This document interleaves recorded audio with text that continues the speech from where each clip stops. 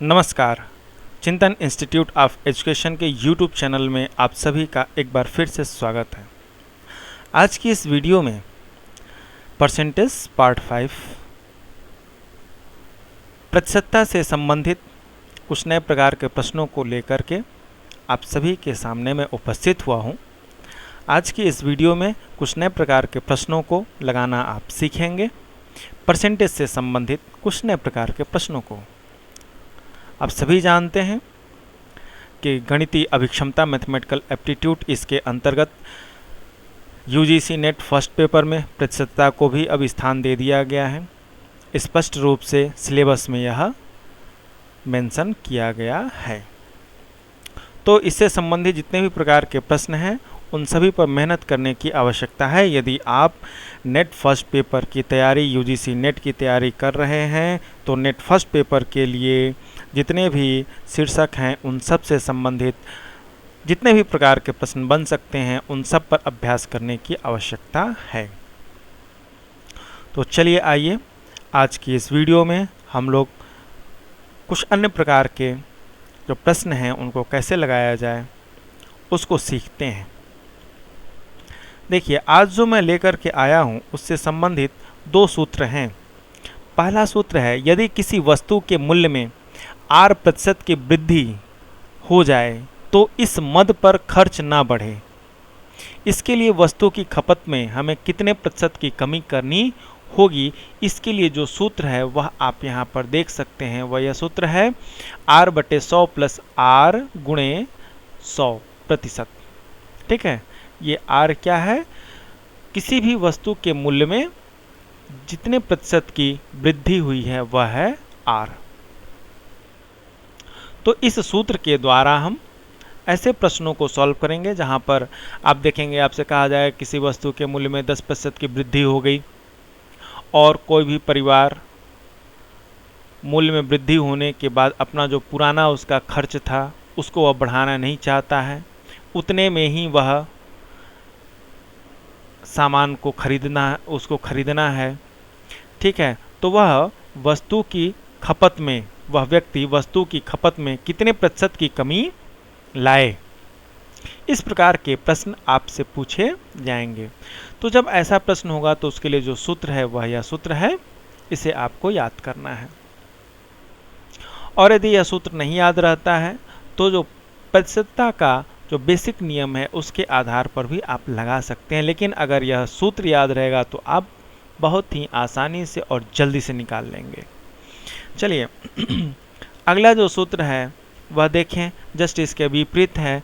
यदि किसी वस्तु के मूल्य में R% की कमी हो जाती है, ठीक है, तो इस मद पर खर्च कम न हो, इसके लिए वस्तु की खपत में कितने प्रतिशत की वृद्धि की जाए। तो उसके लिए जो सूत्र है वह है, देखें, R/100 माइनस R गुणे 100%।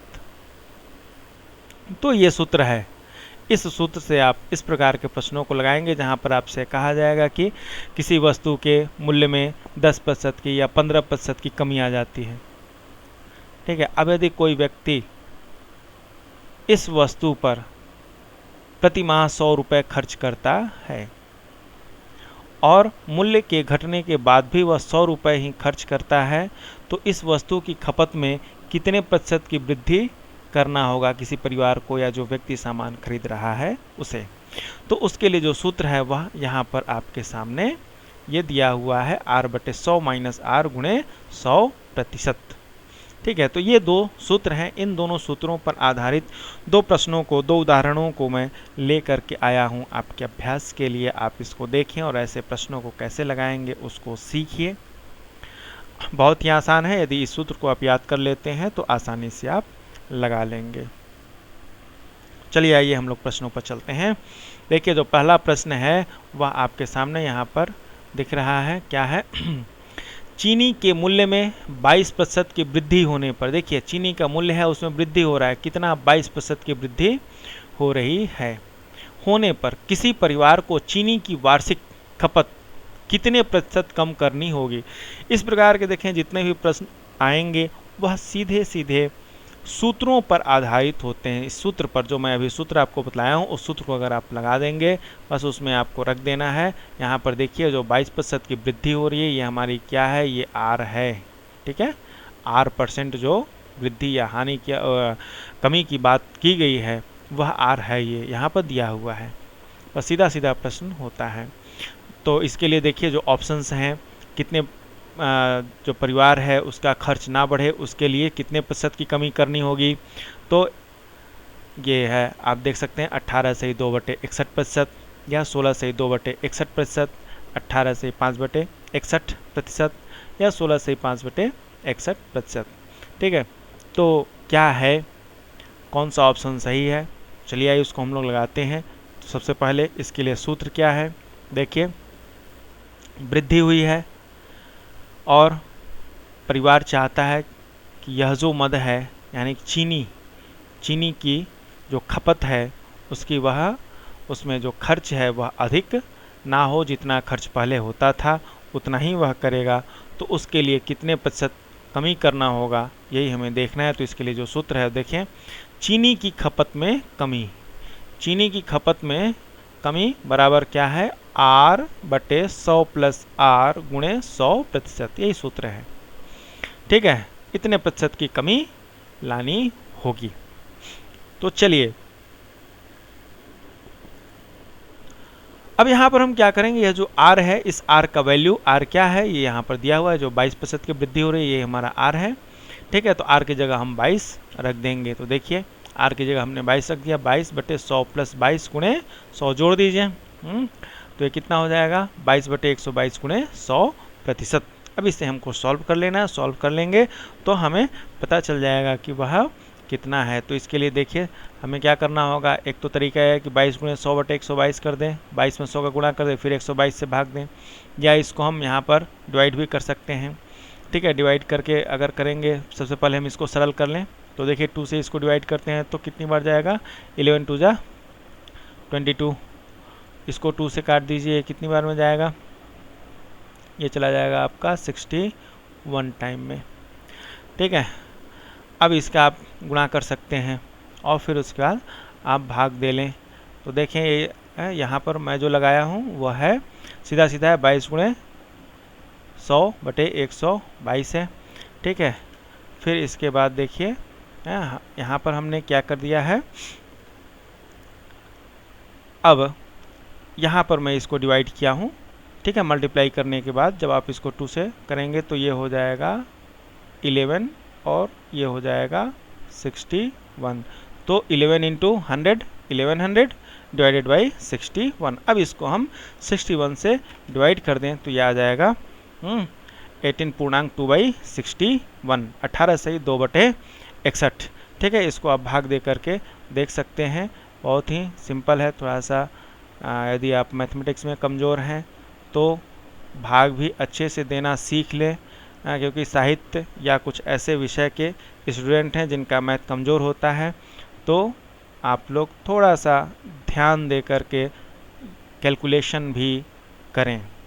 ठीक है, तो आइए देखिए 61 से 1 टाइम ले जाएंगे तो ये हो जाएगा हमारा 61, माइनस कर देते हैं, 10 - 1 करेंगे तो 9, और यहाँ 10 ये क्या है, 0 हो जाएगा, और ये 1 0 10, 10 में से 6 जाएगा 49। ठीक है, ऊपर से ये आ जाएगा 0। अब इसके बाद हम कितनी बार ले जाएंगे, 8 टाइम्स ले करके चलेंगे। तो 61 × 8 करेंगे तो कितना आ जाएगा, 488। ठीक है, अब इसको आप घटा देंगे तो शेष कितना बच जाएगा, 2, 10 में से 8 घटाएंगे तो 2, और ये 8 में से 8 घटाएंगे तो कट जाएगा, 4 में से 4 घटाएंगे तो ये भी कट जाएगा, शेष कितना बच गया, तो ये कितना हो जाएगा, आप ये देखेंगे ये हो जाएगा 18 पूर्णांक हो गया। ठीक है, और रिमाइंडर ये आपका अंश में चला जाएगा, और ये जिससे हम भाग दिए हैं हर में। ठीक है, तो 18.2/61 ये आ गया हमारा आंसर। इतना प्रतिशत की कमी करनी होगी। यदि चीनी का मूल्य 22% बढ़ जाता है और परिवार चाहता है कि उसका खर्च ना बढ़े, तो चीनी के खपत में कितने प्रतिशत की कमी करनी होगी, तो वह कमी करनी होगी 18 से 2/61%। तो ये देखिए सूत्र पर था, सूत्र यदि आप याद कर लेते हैं तो आसानी से आप इसको लगा लेते हैं। ठीक है, अब मान लेते हैं सूत्र नहीं याद हुआ या भूल गए एग्जाम के समय, तो प्रतिशतता का जो बेसिक कॉन्सेप्ट है उसे आपको ध्यान में रखना होगा।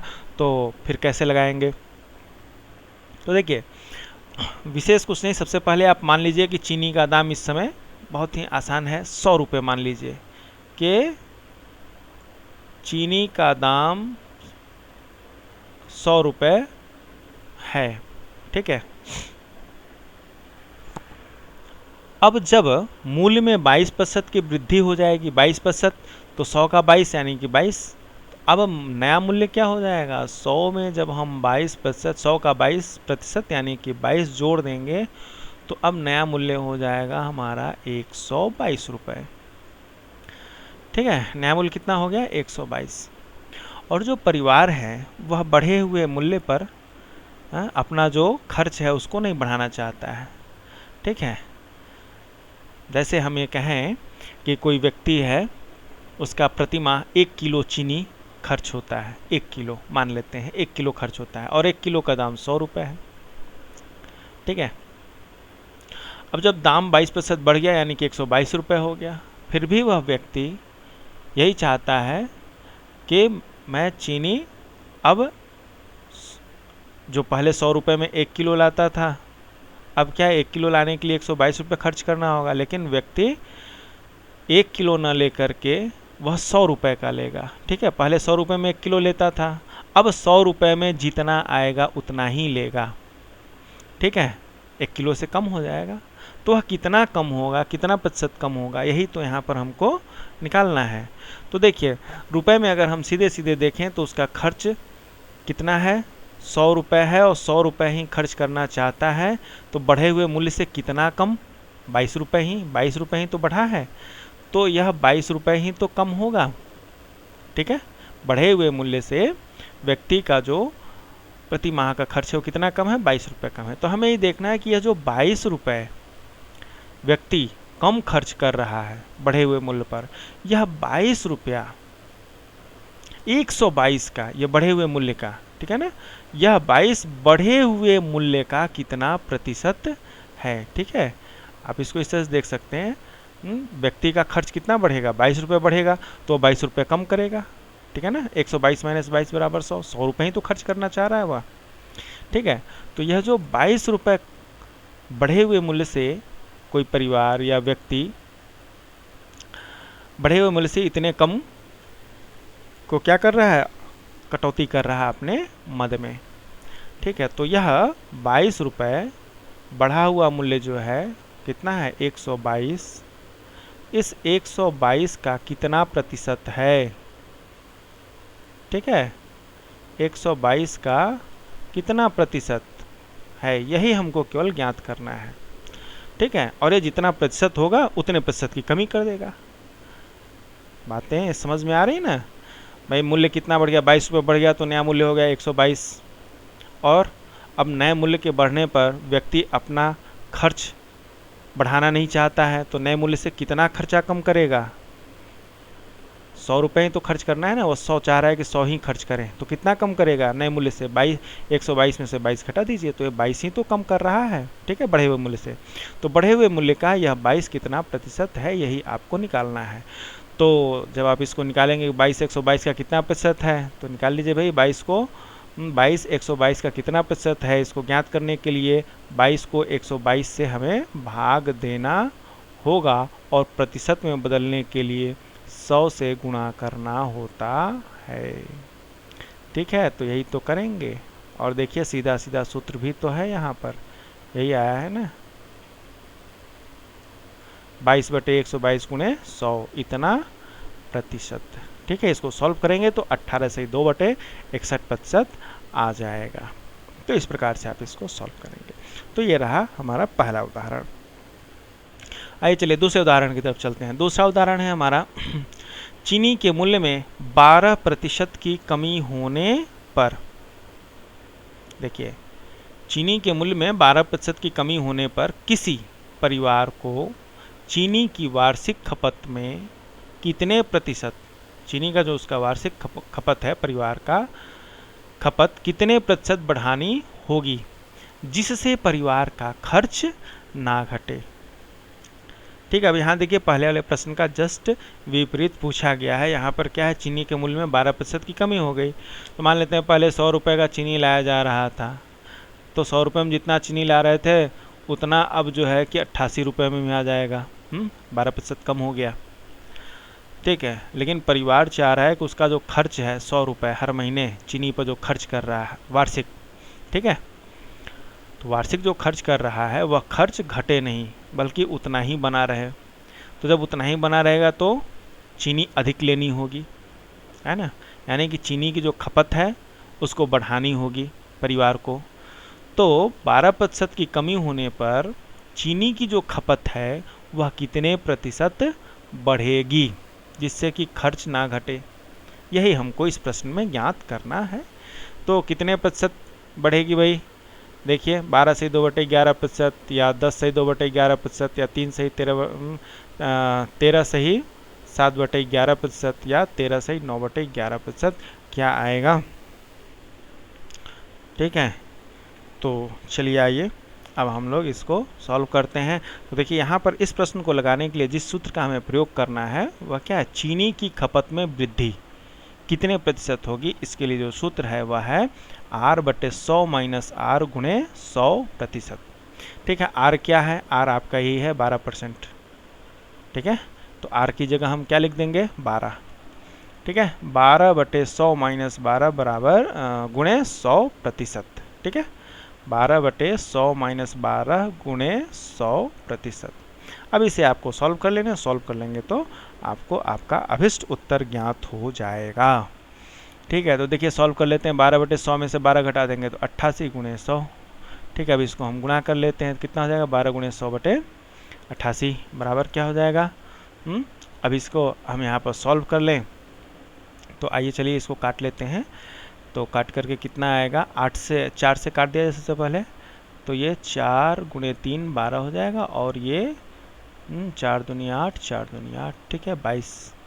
ठीक है, अब क्या करें, 2 से काट लेते हैं इसको, 2 1 जा 2 2 1 जा 2 और 2 से कट जाएगा, 2 5 जा 10 और 0 15 to 3 करेंगे तो कितना हो जाएगा 150 और ये 1 1 11 बच गया है। ठीक है, 150/11% ये आ गया।